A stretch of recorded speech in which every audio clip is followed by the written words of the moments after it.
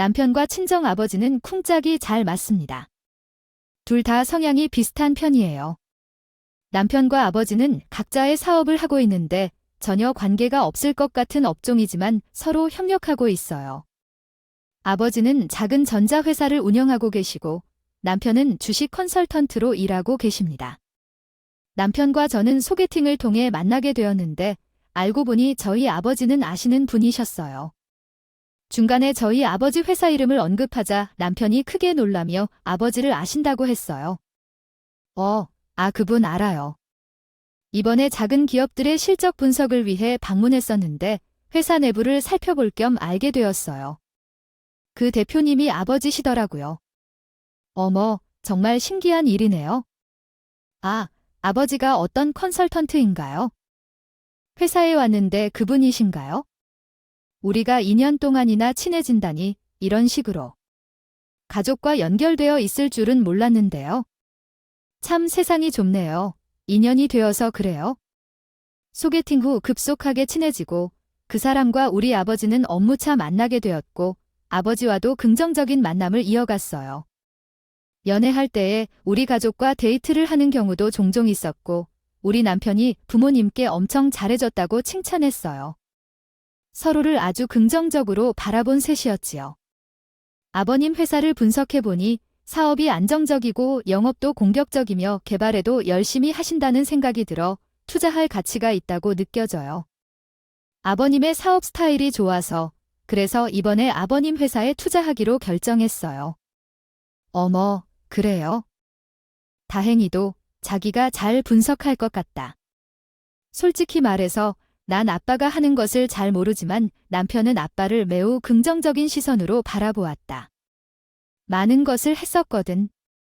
남자친구가 애가 사람이 되었을 때 여자친구 아빠라는 입장을 허술하게 보지 않고 오히려 정확하고 냉철하게 분석한다. 그런 점이 오히려 제 마음에 들었고 이 작은 회사에 대해 관심이 없을 줄 알았는데 심상하지 않은 시선을 갖고 있었다. 그 사람은 아주 괜찮은 청년이라고 느꼈다. 그 당시 그 사람에 대한 감정보다 두 사람이 서로 느끼는 감정이 더 컸던 것 같다. 게다가 남편은 주식방송에 종종 전문가로 출연하는데 그때 아빠 회사를 추천하기도 했다. 실제로 그 추천이 아주 긍정적인 효과를 가져와서 아빠 회사가 한층 성장할 수 있었던 중요한 역할을 한 것 같다. 그래서 우리 가족 모두가 그 사람에게 아주 큰 호감을 갖게 되었고 그 또한 우리 가족에게 다정하게 대해주면서 자연스럽게 결혼까지 하게 되었어요. 결혼하고 나서도 아빠와 남편은 엄청 잘 맞았습니다. 무슨 베스트 프렌드 같은 느낌이었어요. 우리 신혼집과 친정 아빠 회사가 가까웠어요. 물리적인 거리가 가까워서 그런지 두 사람은 거의 매일 밤마다 만나서 깊은 대화를 나누었습니다. 요즘 눈여겨보는 종목들이 아무래도 미국 반도체가 강세라서 반등 나오는 반도체 관련주도 강세일 것 같은데 아마도 그렇게 될 거예요. 단기적으로 생각하고 접근하시는 것도 나쁘지 않을 것 같습니다. 두 사람의 대화의 90%는 주식 얘기였고 우리 아빠도 한평생 회사 운영하면서 주식에 투자한 경험이 있어서 매우 관심이 많아요. 그래서 아빠의 생각과 조언이 남편에게 영향을 미쳐요. 두 사람이 잘 맞는 이유는 돈을 생각하는 목적이 같기 때문이에요. 돈을 이렇게 벌거나 저렇게 벌기 위해서는 이 회사가 좋다, 저 회사가 좋다 등 돈을 벌기 위한 방법을 서로 공유하며 다양하게 이야기를 나눴어요. 남편도 투자에 관심이 많아서 아빠의 조언이 얼마나 신뢰할 만하고 가치 있는지를 알고 있었어요. 어떤 때는 아버님이 나보다 더 투자 전문가 같다는 생각이 들 정도였어요. 내가 아버님의 말을 잘 듣지만 사실은 직접적으로 투자는 하지 않았어요. 주로 관심 있는 주식을 찾아보고 조사만 해서 정도로만 했었거든요. 결과적으로 그 시점에서는 모두 맞았던 것 같아요. 말씀하시는 대로 시장 상황이 정말 맞출 수 없을 정도로 변덕스럽죠. 주식에 대해 잘 모르는 저로서는 이해하기 어려운 부분이 많아요. 반면에 아버지는 정보가 많으시고 과거에 열심히 주식을 연구한 적도 있으셨죠. 그래서 저는 함께 투자하는 것을 선호해요. 아버지와는 이 부분에서 서로가 잘 맞는 것 같아요. 가치관이 비슷해서 좋은 소통이 가능한 것 같아요. 그래서 모두가 원만하게 지낼 수 있어서 기뻐요. 앞으로도 계속 이런 관계를 부탁드릴게요. 정말 감사합니다. 아버지와 대화하면 시간이 어떻게 지나가는지 모르겠어요. 이런 소중한 경험을 나눌 수 있다는 것이 행복하네요. 아, 아버지도 비슷한 이야기를 하셨어요. 배우자가 능력 있고 가치관이 비슷하다면 대화가 잘 통할 수 있다는 것을 알 수 있죠. 결혼 후에는 제가 빼고 엄마를 빼고 둘만의 시간을 많이 가졌는데 함께 술을 마시거나 운동을 하면서 서로의 우정이나 현대하기 둘만의 관계를 형성하고 있었어요. 형성되었어요. 엄마도 아빠와 남편이 잘 지내는 것을 보고 흐뭇해하셨어요. 아유, 내가 살다 장인과 사위가 저렇게까지 잘 지내는 건 처음 봐. 보통 사위들은 처갓집에 안 오려고 하고 불편한 티만 내지 친해질 생각도 하지 않는데 서방이 정말 가정적이고 부모한테 잘한다. 아, 나는 너무 좋아. 나도야. 나도 장인과 사위가 저렇게 잘 지내는 건 처음 봐. 보통의 관계와는 정말 다르긴 하지만 그래도 잘 안 지내는 것보다는 좋긴 해. 둘이 어떻게 저렇게 쿵짝이 잘 맞을까? 둘이 심해서 돈도 엄청 벌었다던데 우리 이러다가 부자 되는 거 아니야? 세상이 내 맘처럼 되면 얼마나 좋겠어. 아유, 나도 부자 됐으면 좋겠어. 아무튼 요즘 둘이 보기 좋긴 해. 저도 이런 남자 만나서 결혼하길 잘했다는 생각이 들었어요.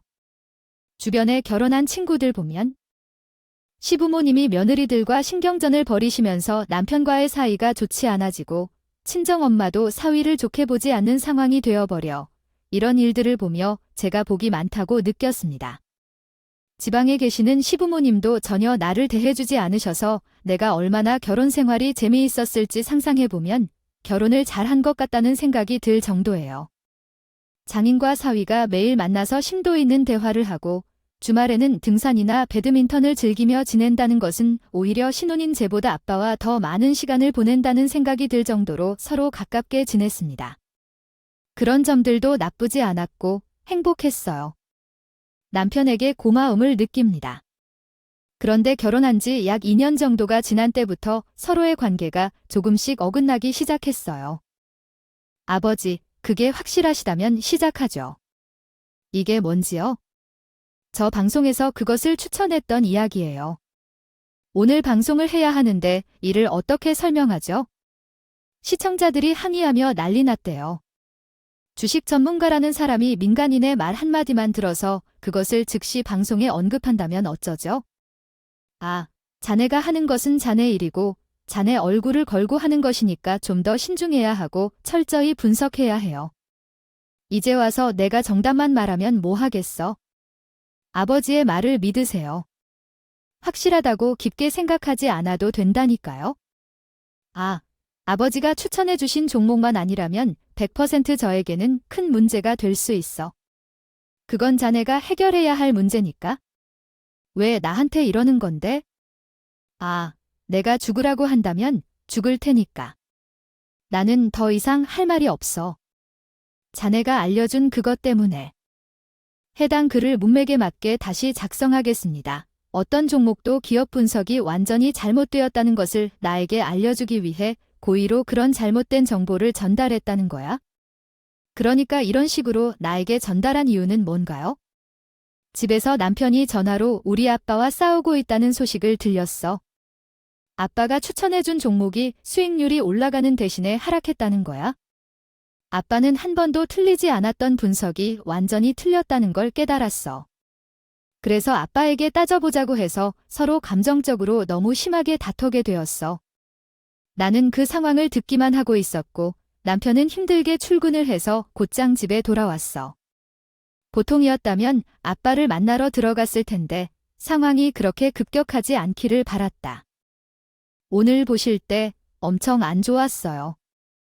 아버지와 당신 모두 놓치셨던 일인데요. 어쩌면 이런 상황이 어떻게 되고 있는 건지 모르겠네요. 제가 이렇게 말해도 되는지 모르겠지만 아버지 정말로 심하셨던 건 아니에요? 금요일 기업 분석 자료가 어떻게 된 건가요? 왜 이렇게 되고 있는 건가요? 설마 아버지가 그 때문에 당신을 향해 그런 행동을 한 걸까요? 그런 부분을 놓친 것이 있겠죠? 어쨌든 오늘 고객과 방송에서 파문이 생겼는데 얼마나 곤란한 입장에 있는지 모르시겠죠? 아버지를 믿지 않았는데 남편은 매우 화가 났고 제가 할 수 있는 게 없어요. 아버지나 남편을 욕할 수 없으니 중립적인 입장에서 두 분을 지켜보기만 했어요. 그리고 다음 날 아버지를 찾아가 뵙기로 했어요. 이렇게 기분이 안 좋은데 아버지는 어떨지 걱정이 되었어요. 백서방 사람이 괜찮은 줄 알았는데 아주 못쓰게 됐더라. 스트레스를 처리하는 것은 너무 약해. 멘탈이 약하잖아. 아빠가 잘 지내다 이렇게 한 번 삐걱거리면 한 번에 못 쓰겠다. 왜 그러는 건데? 요즘 안 좋아 보이긴. 아빠 무슨 일이 있었던 거야? 나도 엄마도 엄청 걱정돼. 잘 지내던 두 사람이 원수가 되었으니까 말야. 되었어. 에휴, 말을 해야지. 그 새끼는 아주 자기밖에 모르는 인간이야. 그런 새끼가 한순간에 망하는 거라고, 이 미친 새끼. 어디서 감히? 아빠도 단단히 화가 났었고요. 혼잣말로 남편 욕도 꽤 하셨습니다. 중간에서 너무 난감했어요. 제가 보기에는 두 사람 다 잘못한 건 없는 것 같았거든요. 둘 다 서로를 너무 믿었던 터라 확인 작업을 거치지. 서로가 말한 자료를 믿는 것 같아요. 중간에서 난감한 건 엄마도 마찬가지였어요. 아빠는 다르게 포기하는 사람인데 상처를 잘 받는 편이에요. 수익률보다 백서방의 말에 상처를 많이 받았더라고요. 아빠를 많이 원망하고 이게 자신의 커리어까지 이어졌으니 타격이 큰가 봐요. 지금은 두 번 다시 아빠를 만나고 싶지 않은 것 같아요. 그래도 가족인데 어떻게 그렇게 되었을까요? 그렇게 잘 지냈던 사이인데 아휴, 엄마가 너무 안타까워요. 나도 이 문제를 어떻게 해야 할지 어렵네요. 두 사람이 서로에게 화가 나 있어서 엄마와 나의 사이가 더 나빠지지 않게끔 잘 말을 했었지만 그래도 먹히지 않았었어요.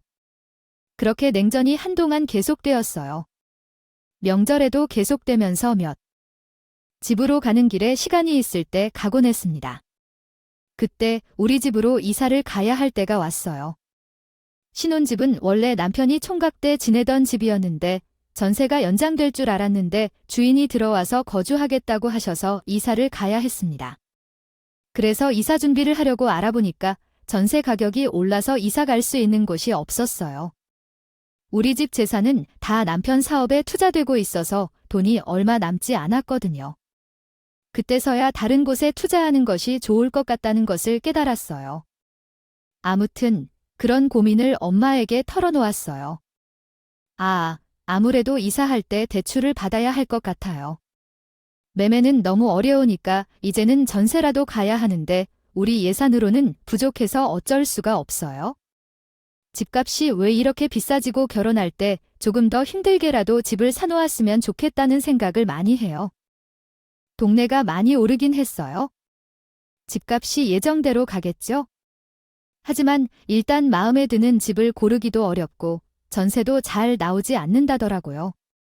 일단 집을 찾으면 빨리 계약을 체결해야 할 것 같아요. 전세가 나오면 참는 게 우선이라고 하더라고요. 일단 마음에 드는 집을 찾았는데 돈이 부족해서 대출을 받으려고 했더니 아빠께서 뭔가 영문 모르게 남편과 저를 집으로 불러오셨어요. 엄마께서 얘기해 주셨는데 이사를 가야 한다고 돈이 좀 모자라다고 하셨어요. 이것저것 보셔서 알아보고 부족하면 말해 달라고 하셨어요. 아빠께서 정말로 도와주려는 의미로 말씀하신 건데 큰 돈을 갑자기 마련하기 어려우셨을 텐데 감사하다고 말해야겠어요.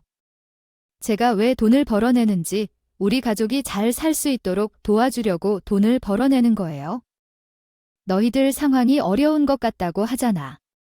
그러고만 있는 부모가 어디 있어.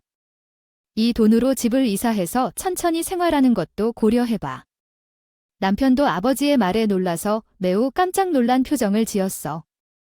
사실 대출 금리도 높아서 망설여지기도 했지만 진짜 가뭄에 단비가 내리는 기분이야. 고맙게도 잘 활용할게. 그래, 아직 자네에게 감정이 있지만 자식으로서 어떻게 그냥 둘 수 없어. 내 그릇은 그래, 내 가치관은 그렇지만 아버님께 미안하다는 말씀 드리고 싶어. 많이 부족함을 느끼고 있어? 제 성급함과 경솔함을 후회하면서 아버님으로부터 많은 걸 배웠어. 제 부족함을 이해해 주셔서 감사합니다. 그래, 이 자식아, 내가 얼마나 속상하고 괴로웠는지. 우리 다시 잘 지내봐. 얍, 아버지와 남편이 감동적인 화해를 이루게 되었군. 그 사랑스러운 순간은 제게 얼마나 소중했는지 아빠와 남편 사이에서 서로를 필요로 했던 마음을 확인할 수 있었습니다. 그 이후로 아빠와 남편은 서로 친해졌지만 이전처럼 모든 것을 나누는 관계는 아니었고 이전처럼 서로를 매일 보는 것도 아니었습니다.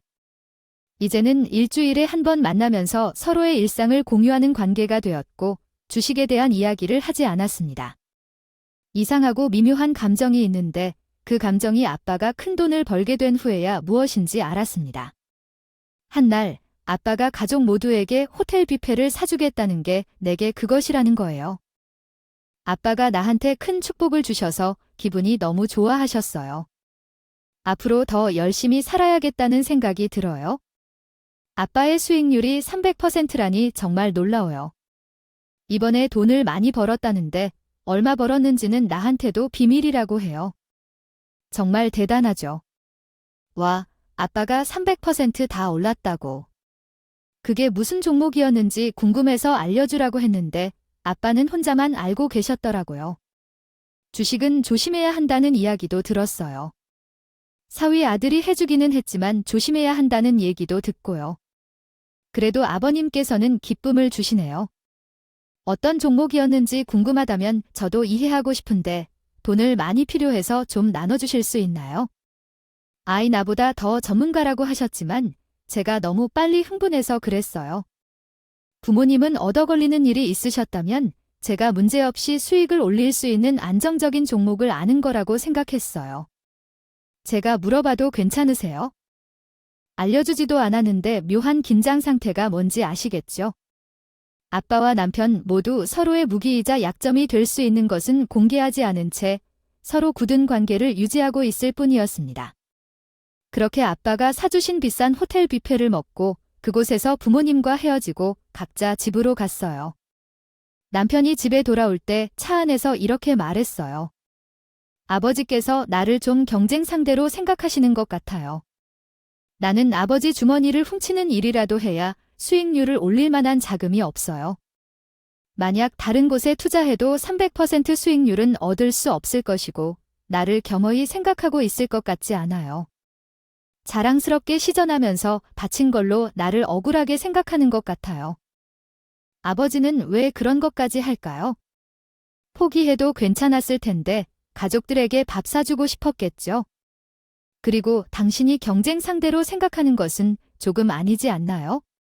아버지는 전문가도 아니고 그냥 일반 개미 투자자인 것을 아는데 당신이 더 많이 알 것 같습니다.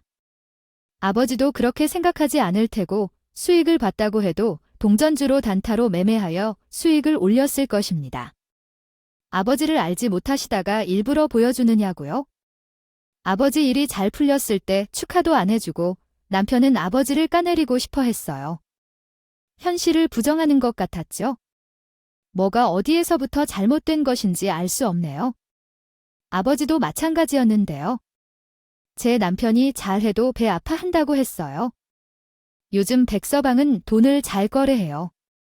벌써 와서 방송을 보니 어떤 종목을 추천해줬는데 정말 잘 먹혀. 우리 아이가 있을 정도면 집을 보고 자도 충분할 텐데. 그럴 때마다 아이 이야기하고 결혼 생활에 영향을 끼치는 테니마다. 이번 이유는 다 회사 돈이고 고객들의 돈인지 모르니까 내가 얼마를 보고 있는지 어떻게 알 수 있겠어? 아빠 100세보다 잘 되면 좋은 거지? 좋긴 좋다만 너도 제대로 봐야 해. 남편은 돈을 얼마나 벌어내는지, 얼마나 손실이 나고 있는지를 파악해야 해. 안 그럼 결혼 생활 내내 괴롭혀지는 것뿐이야. 아빠 말에 일리가 있었어요. 그래서 그 다음부터 남편에게는 수입을 확실히 알려줄 수 있게 했어요. 그래서 우리 부부가 함께 돈을 관리하게 되었습니다.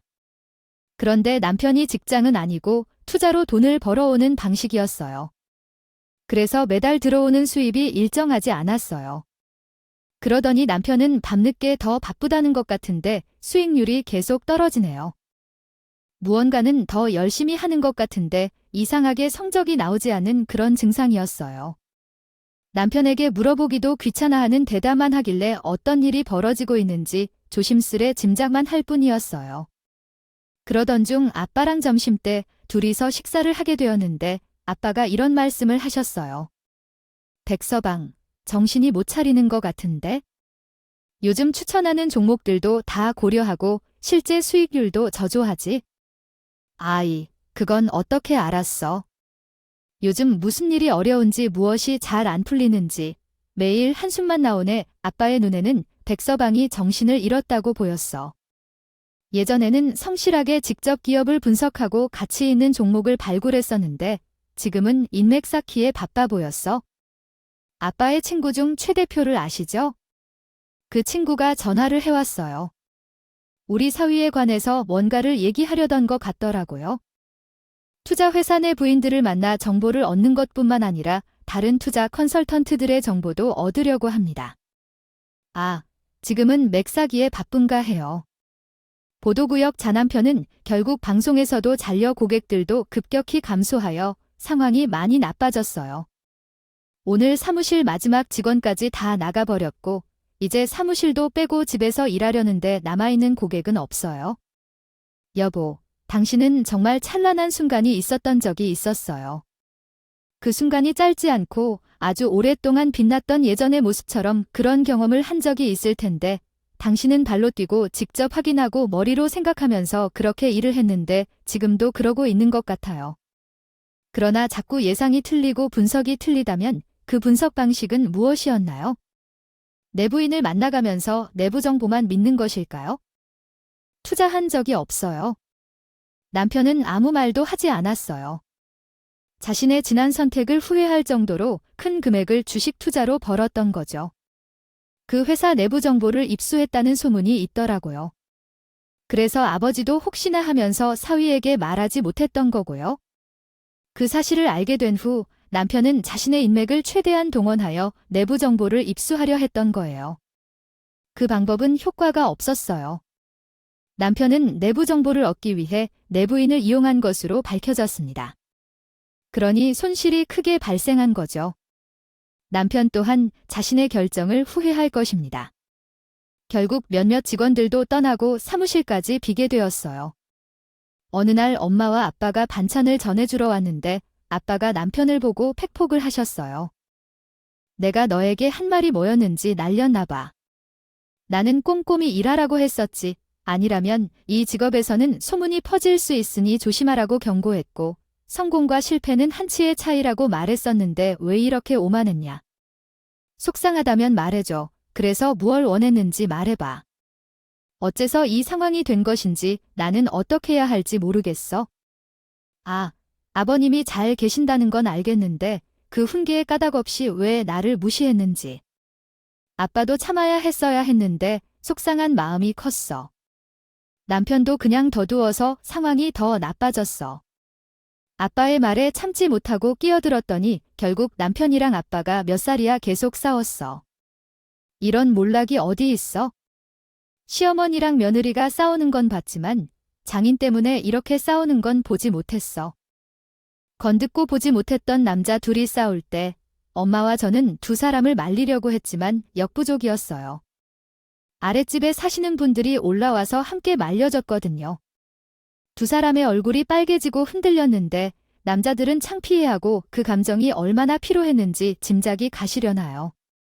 엄마도 아버지고 저도 남편이자 사위이지만 그때 정말 난리도 아니었어요. 두 사람이 앞으로 만나지 말라고 했던 장인과 사위는 어디로 갔을까? 어떻게 이렇게 원수가 됐을까? 당신도 속상한 마음을 알겠지만 그렇게 다가가서 이렇게 날카롭게 대해야겠어요. 백서도 장인의 속상한 마음에 말한 건데 두 사람은 앞으로 서로에게 말하지 말아야 하고 따로 만나지 말아야 해요. 어찌 되었든 당신이 먼저 사과해야 해요. 이런 식으로 장인에게 이러는 게 과연 옳은 일인가요? 수가 있어 어떻게 장인 멱서리를 잡을 수가 있느냐고 얼른 사과해야 돼요. 나는 다시는 자네 얼굴을 안 볼 테니까 너희들 알아서 살아야 해. 내가 너희 뭐가 예쁘다고 전세금을 줬을까? 뭐가 예쁘다고 이런 반찬까지 싸워야 가자고 내가 다시 오나 봐라. 못된 놈, 그땐 나도 속이 너무 상했더라고요. 남편이 어떻게 아무리 그래도 그렇지 우리 아빠 멱살을 잡아요?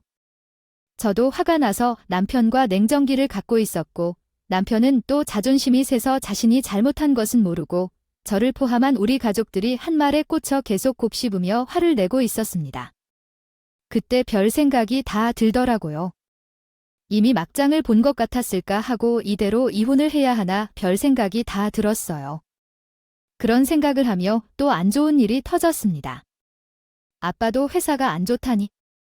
거래처들이 모두 계약 만료를 원했던 것이 원인이었습니다. 아버지도 더는 할 일이 없음을 깨달았기에 폐업을 고려하고 있었습니다. 아버지의 회사 상황이 안 좋아져서 온 가족이 다 어려운 시기를 겪었지만 한 명은 웃고 있었어요. 그것은 제 남편이었습니다. 아버님께서 곤란한 상황에서도 희망을 가져다 주신 분이었어요. 아버님께서 마음이 허전할 때 고향을 떠나 돌아가는 마음이 컸었던 것 같아요. 하지만 그런 식으로 행동해서는 안 돼요. 정신을 차리려면 망설이지 말고 일어서야 해. 정말 다행스럽네요. 아버님 또한 다른 사람을 떠날 때가 아니에요. 누구를 가르치려 들기 전에 자신의 삶을 바르게 살아가야 해. 하지만 당신의 말투가 너무 심하잖아. 자신의 부모를 그렇게 말하다니 그것은 존중받을 수 없는 행동이에요. 지금 내 앞에서 내 부모를 욕하는 당신에게는 가만히 있을 수밖에 없어. 넌 이해 못할 만큼 무례하게 말한 거야? 그날 남편과 큰 싸움이 있었던 것도 알고 있어. 분이 풀리지 않아서 그 이후에 시댁에 있는 상황을 알고 있어요. 전화해서 어머님께 다뤘어. 시어머님이 항상 제 편이시고 저를 보고 까탈스러운 자기 아들과 결혼해 주셔서 고맙다고 많이 그러셨는데 그 말을 이제야 이해합니다. 아유, 제가 집안에 쓰레기 하나 치워졌구나 하는 생각이 들었어요. 아무튼 시댁에 일렀더니 시부모님이 남편을 혼내주셨는데요. 남편이 그때부터 제 눈치를 살살 살피더니 아빠는 폐업 생각만 해도 마음이 안 좋으신지 금을 전폐하고 며칠 누워 있었어요. 그때 추석이 다가오고 있었는데 남편과 시댁 가는 일정을 상의하려고 물었죠. 뭐가 예쁘다고 저가 집에 가. 자, 나는 하나도 가고 싶지 않아. 다 망해서 10,000원 한 장 떨어질 것도 없는 곳 왜 가냐? 갈 거면 너 혼자가. 망한 친이는 볼 일 없으니까 가서. 고생하기도 싫으니까 혼자 갔다 왔어. 아, 그래. 그럼 나도 시댁 가? 어머님이 그러시더라.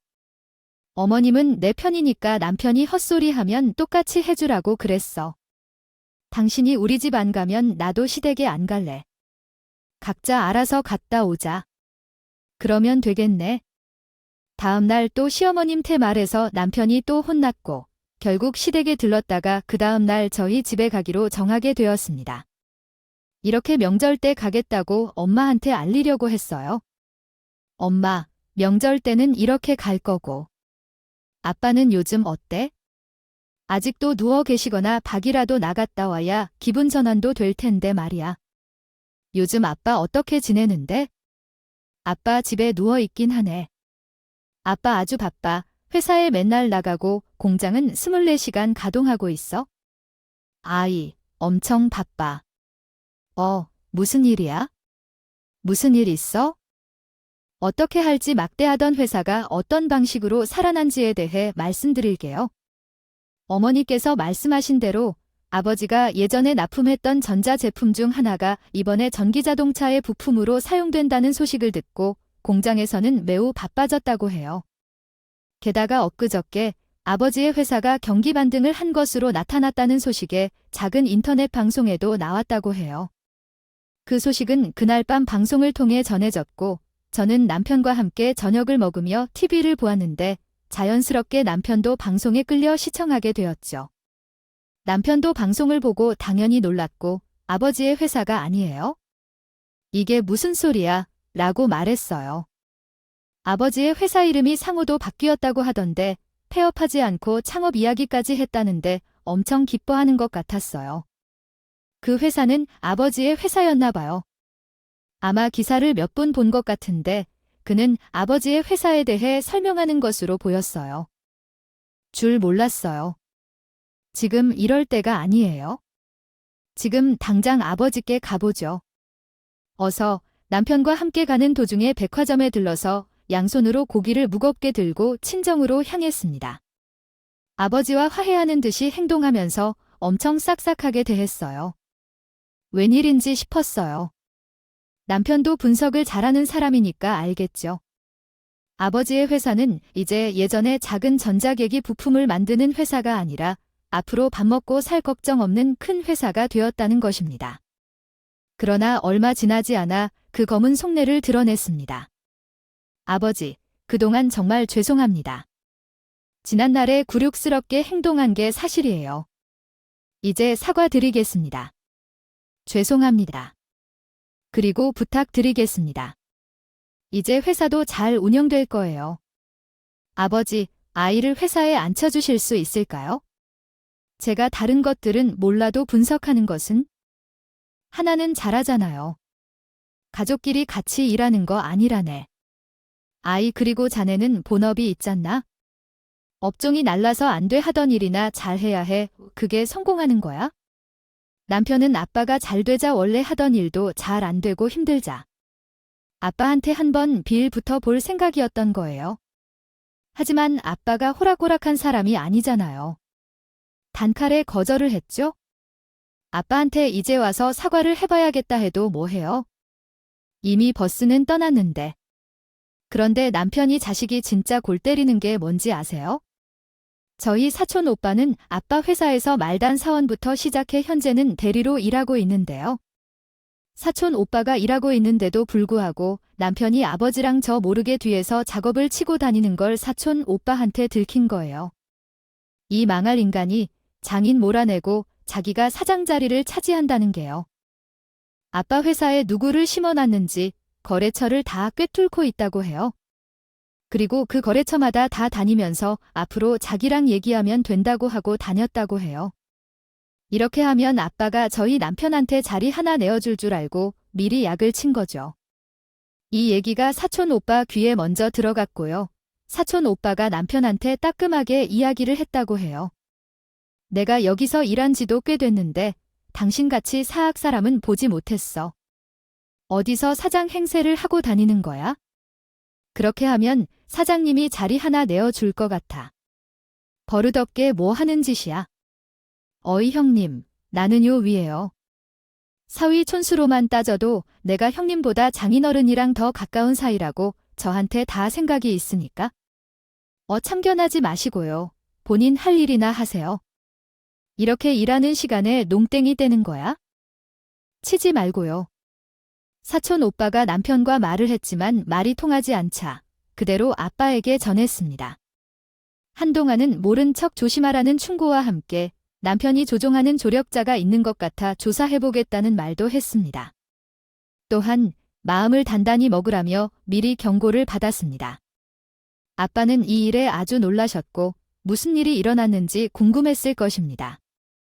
이런 상황은 어디에 있는 것인가요? 주식 컨설턴트로 성공해오던 사람이 갑자기 망하게 되었고 장인과 대화를 하다가 장인의 회사가 커지자 장인의 회사에 어울릴 욕심을 키우는데 장인이 반대를 하자 사장 행사를 열어 회사에 자리를 확보하려 한 것인가요? 누가 봐도 이러한 상황은 예상할 수 있습니다. 저희 남편이 어떻게 해서 이렇게 망가졌는지 안타까웠습니다. 그 항목은 다음과 같이 수정될 수 있습니다. 그는 남자였죠. 왜 대리가 그리 조용한지 이해가 안 돼요. 박 대리에게 불만이 있나? 그게 뭔지 말이에요. 거래 내역을 살펴보니 대리가 회사 돈을 조금씩 훔쳐서 낭비했다고 해요. 저는 확실히 그게 사실인지 확인하려고 회계와 세무부서를 함께 살펴봤어요. 직원들의 월급을 약간 올려 결제받은 후 송금할 때 대리는 자신의 계좌에서 돈을 조금씩 떼어 회사 통장으로 송금했어요. 돈을 조금씩 모아 일정 금액이 되면 이를 회사 통장에 보관해 놓았다가 대표의 사위로 송금한 사실을 확인했습니다. 박 대리가 신중하게 했던 것은 대규모로 한꺼번에 많은 돈을 가져가는 게 아니었고 여기저기서 조금씩 수사해 회사 자금을 훔쳤다는 거예요. 그리고 회사 컴퓨터에 저장된 개인 금융거래 인증서까지 활용한 모습이 보입니다. 호시탐탐 대리를 노리던 우리 사촌 오빠가 컴퓨터에서 개인 거래를 하다가 잠시 자리를 비운 사이에 박 대리의 계좌 내역까지 검색할 수 있는 기회가 생겼다고 해요. 아이고, 참 어처구니가 없는 일이네요. 이렇게 또 터지다니요. 이런 두 놈의 소리 없는 새끼들이 어디서 내 돈을 횡령하고 있는 걸까? 이러고 있으면 안 된다고. 지금도 내 돈을 어떻게 가져갈 수 있을까 하고 생각 중이야. 정들 다 거다. 그럼요. 처해 놓고 있는데요.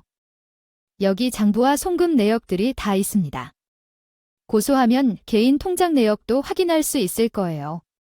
저도 너무 기가 차요. 가족이라고 믿었던 남편이 직원과 협박하여 아버지 회사에서 돈을 이리저리 훔쳐가고 있다는 거예요. 아버지의 사업을 도와주지는 못할 망정, 속수무책하게 저지르려는 거잖아요. 이건 용서할 수 없습니다. 아버지가 그대로 제 남편과 경 대리를 신고했고 박 대리는 경찰서에 가자고 했습니다. 그는 두려웠는지 순순히 불더라고요. 제 남편은 이런 일을 시켜서 버렸다고 말했고 멱살 잡기가 시작되었습니다. 사건은 불구속으로 진행되었습니다. 그리고 남편이 경찰서에서 풀려나자마자 저는 같이 못 살겠다고 해서 친정으로 왔습니다. 그 인간이 수사에 들어가면 죄가 밝혀질 것 같다고 생각해서 모든 것을 정리하고 잠적했습니다. 끝까지 정말 끝까지 무책임한 새끼입니다. 왜 그런 놈과 결혼했는지 처음에는 잘한 것 같다고 생각했는데 너무 바보 같아서 참 괴로웠던 순간이었어요. 남편은 그 돈으로 사업을 하려고 했던 것 같은데 다음에 전화가 왔어요. 당신 지금 어디야? 어디에서 그 돈을 가져온 것인지 말하고 아버님께 사과드리고 제 정수를 해야겠습니다. 거기에 가는 이유를 설명해 주시고 소정의 처벌을 받으면 집으로 돌아가겠습니다. 우리는 돈으로 다시 일어나 보도록 할 것이니 한 사람을 먹여 살릴 수 있다는 같은 말을 하지 마십시오. 왜 당신과 함께 살아야 하는지 전혀 모를 겁니다. 또한 불법 활동 계획을 처음부터 하지 말고 집으로 가서 승인하고 조사를 받거나 형량만 더 늘어날 것이라는 경고를 듣지 말고 자진 출석하고 조사를 받아야 합니다. 그게 아닐 경우 남편이 전화 통화를 끊은 걸로 끝날 게 뻔합니다. 멍청한 행동이 남편의 상황을 어떻게 할 수 있는지 생각해 보세요. 일단 아이가 어리석은 남편을 어떻게 다룰 것인지 생각해 보세요. 또 집안 모금을 망치지 않기 위해 부모님께 사과하고 정말 죽고 싶게 만들 정도의 정신적 압박이 있었구나. 내 삶은 망가져 버렸고 박 대리에게 가져가진 돈도 상당히 컸다는 말이었고 그 돈을 모두 사용한 것을 깨달았다. 그 내용을 어마어마하게 쓴 것입니다. 연체되었으나 금융거래 정지를 신청했는데 남편이 나타나야 말이에요. 마지막 거래처에서 받았던 돈은 박 대리가 모두 꿀꺽했고요.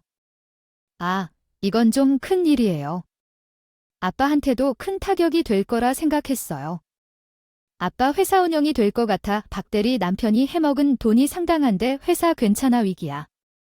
그런데 아빠 개인 재산까지 모두 끌어왔고 일단은 은행 대출도 조금 받아서 그럭저럭 넘어갈 것 같긴 해. 그런데 말이야, 너 빨리 이혼하는 게 어때? 당연하지. 이혼은 당연하지. 그 인간 돌아오든 안 돌아오든 나는 이혼할 거야. 아빠 너무 죄송해요. 내가 이상한 사람과 결혼을 해서 일이 이렇게까지 돼요. 걱정 마. 아빠는 이 정도 일로 안 무너져. 너 상처받을까 봐 그게 걱정이지. 그런 새끼 만난 거? 자책하지 말고 너도 잘 살아야지. 그런 놈 때문에 모두가 무너져 버릴 수도 있어? 아버지에게는 그게 더 큰 죄야? 알아. 아버지는 겨우 돈을 모아 사업을 이어나갔었는데 그렇게 위기를 극복했어. 우리 집은 지금 초긴급 상황인데 이 녀석은 어디서 도망다니고 있을까 생각하며 이불킥하다가 시부모님에게 전화를 했어. 하지만 거기에는 그가 없었어. 그동안 있었던 일들을 사실대로 다 말했어. 세상에, 우리 아들이 그랬다고, 내가 아버지 사돈께 죄송하다고 어쩌고 저쩌고 그렇게. 너무 미안해. 정말 아버지가 위기에 처했어. 이대로 자금 없이 회사를 운영하는 게 힘들 거야.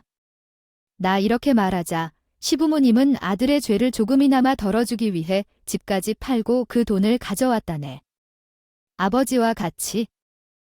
엄마를 만나서 그 돈을 전해주시면서 이렇게 부탁을 드리겠습니다. 저는 이해가 너무 큰 죄를 저질러서 죄송합니다. 사돈네 배를 이렇게 끼쳐서 너무 죄송해서 제가 얼굴을 줄 수가 없어요. 그래도 자식으로서 염치 없지만 부탁 하나만 드리고 싶습니다. 고소를 취하해 주시면 안 될까요? 범죄자가 되면 무슨 일이든 다 받아야 할 텐데 그것만은 받고 싶어서요. 사부인 자식을 걱정하시는 것 제가 이해합니다. 우리 서방이 남다른 관계로 이혼을 맞아 참 안타깝고 아쉽습니다. 그래서 저도 많이 생각해봤어요. 만약 우리 딸이 저질렀다면 나는 과연 어떻게 했을까 하고요. 제가 제 값을 치러야 한다고 판단했습니다.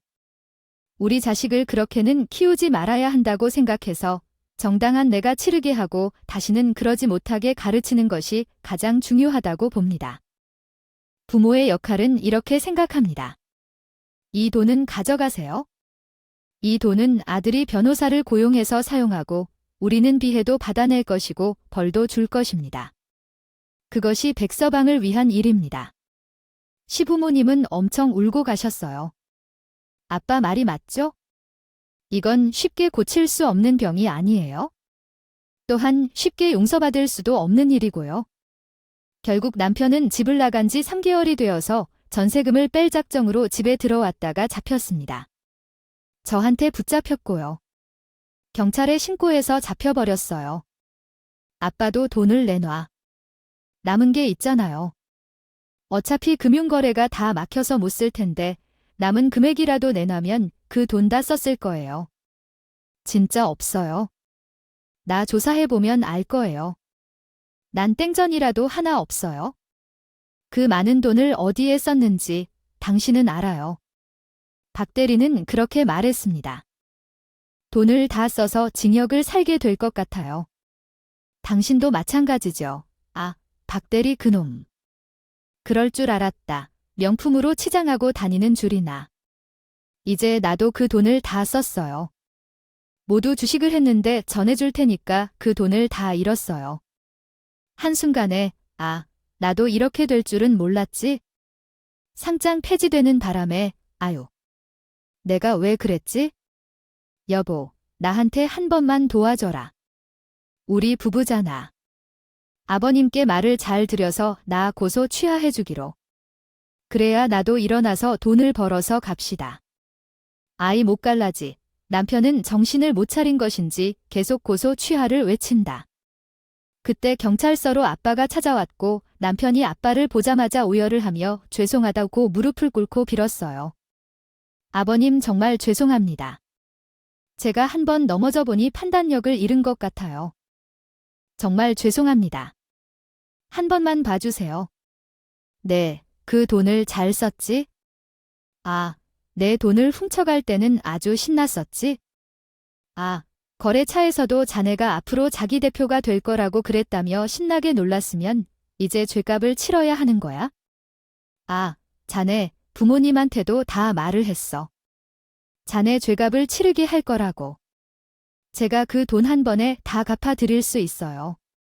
아, 빌려줬다고 생각해 주시면 안 될까요? 저 정말 한 번만 용서해 주세요.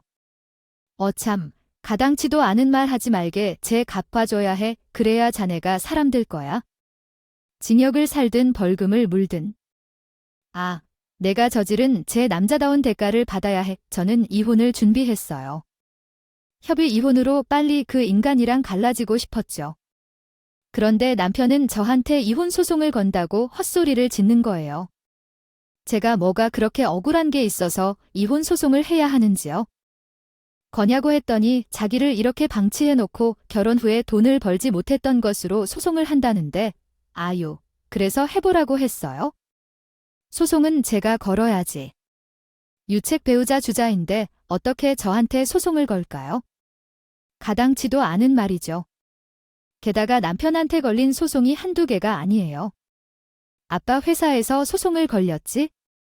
남자 격리가 자기가 제 남편에게 협박당해서 어쩔 수 없이 한 거래서 남편이 소송했다고 해요. 이런 상황에서 저를 이혼 소송한다는 건 어쩔 수 없다는 것을 깨닫고 결국 순순히 협의 이혼했습니다. 그렇게 소송은 계속 진행 중이고요. 저는 남편과 완벽하게 남남이 되었어요. 시댁도 전 남편 때문에 쫄딱 망해 완전히 시골로 내려가신다는 얘기만 전하시고 지금은 어디에 사는지 잘 몰라요. 그리고 전 남편은 끝까지 정신 못 차리고 재판 내내 자기는 억울하다 시전을 벌였어요. 결국 변호사도 두 손 두 발 다 들고 변호 못한다고 해서 한 번 바뀌었고요. 시부모님도 전 남편을 엄청 나무라 썼고요. 아빠 말이 맞았어요. 저런 인간은 크게 혼나봐야 정신을 차린다는 거려.